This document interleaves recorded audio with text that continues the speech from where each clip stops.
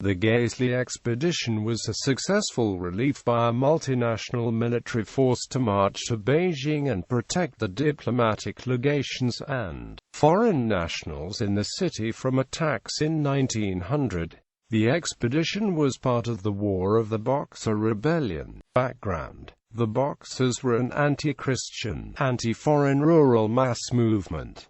Their objective was to rid China of foreign influence. In May and early June 1900, they advanced on Beijing. The Qing government of China was equivocal about the Boxers, fearing that they might become anti-Qing. The Boxers were a serious threat to Western and Japanese citizens and Chinese Christians living in Beijing, Tianjin, and other areas of northern China. The diplomatic legations in Beijing requested that Marines be sent to protect them. More than 400 from 8 countries arrived in Beijing on 31 May. However, as the threat from the Boxers increased, it became apparent that additional soldiers were needed. On the 9th of June, Sir Claude Maxwell MacDonald, the British minister, cabled Vice Admiral Edward Hobart Seymour, commander of the British Navy's China Fleet, that the situation in Beijing was hourly becoming more serious, and that troops should be landed and all arrangements made for an advance to Peking at once.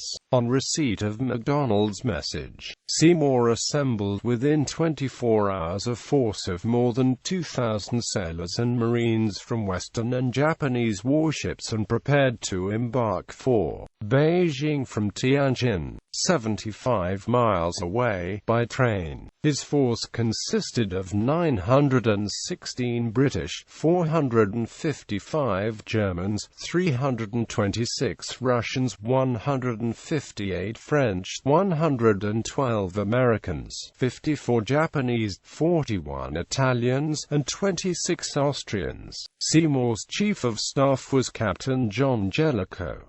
The commander of the Americans in the expedition was Captain Beaumont H. McCulloch. The diplomats in Beijing anticipated that Seymour would arrive there on the 11th of June, but he didn't. Shortly thereafter, all communications were cut and the Seymour expedition disappeared in the interior of China. Acting without the Chinese imperial court's permission, they had, in effect, launched an invasion. The Chinese response was decisive. The Seymour expedition suffered a disastrous defeat. The expedition, Allied troops suffered from severe illnesses, unsanitary conditions, diarrhea, flies, and other pests. General Daud cautioned advance, urging 60,000 men to be ready before going forward, since he witnessed the Chinese pound the Allied forces with the weaponry at Tianjin. The Chinese destroyed the railroads and junk ships to prevent the Allied advance. German Field Marshal Alfred von Waldesee was selected as Supreme Commander, but he was in Germany with his soldiers. Lieutenant General Sir Alfred Gaselee was chosen as temporary commander of the expedition because the alliance was prejudiced against the non-white Japanese General Baron F. Yamaguchi, even though he was the highest-ranking officer. Only 2,500 soldiers and Marines were on hand to maintain a position some 10 miles in length, with all communication with the fleet cut off for a considerable time. But the troops of the powers were being rushed to the scene with the utmost dispatch possible. Not, however, until the 14th of July had enough reinforcements arrived from the coast to relieve after severe fighting the beleaguered force and to capture the entire city, which was indispensable as a base of operations against Peking. Then came another distressing wait before the advance on the capital could begin. This was largely on account of the changed opinions regarding Chinese valor and the effectiveness of the resistance to the Seymour expedition. As it was, the Allies would have tarried at Shenzhen for additional reinforcements some weeks longer had not the British and American commanders threatened to proceed alone with the contingents and risk the consequences. Although it was felt, so had the estimation of Chinese prowess been increased, that at least 50,000 troops were necessary, some thought 70,000, successfully to invade the interior. The second relief expedition to Peking finally got underway on the 4th of August, with an impressive total of 18,800 men.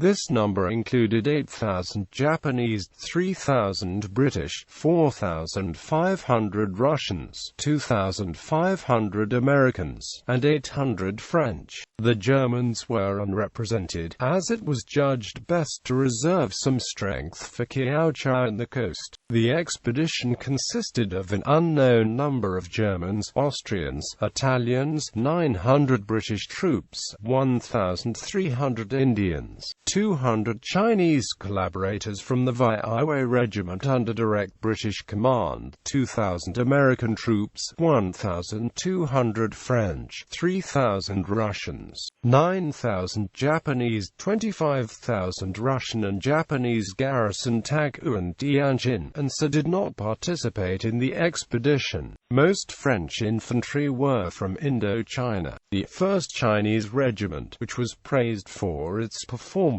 consisted of Chinese collaborators serving in the British military. Deliberate and accidental Allied friendly fire. The Allies argued and fought each other, severely criticizing each other's fighting ability. Some British Royal Welsh Fusiliers killed 4 Germans in a fight. The commander allegedly imprisoned his men for not murdering more Germans. The French contribution to the expedition was to fire by accident on the other Allied forces, doing not much of anything else. Weather. 108 degrees Fahrenheit temperatures and insects plagued the Allies. Soldiers dehydrated, and horses died. Chinese villages killed Allied troops who searched for wells, and gouged out the eyes and sliced the tongues off Japanese troops, nailing them to village doors. The weather resulted in many Allied soldiers dying of heat as they foamed at the mouth during the expedition. The Indians and even the Russians, who were judged to be the strongest, succumbed. Atrocities. The tactics were gruesome on either side.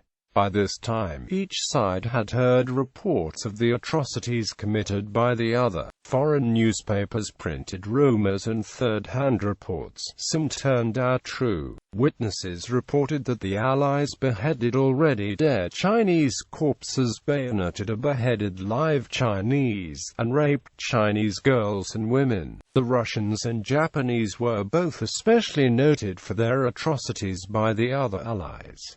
Russians killed Chinese civilians indiscriminately. There were widespread reports that Chinese responded with violence and mutilation, especially toward captured Russians. American Lieutenants Medley Butler saw the remains of 2 Japanese soldiers whose eyes were gouged out and tongues cut off before being nailed to doors.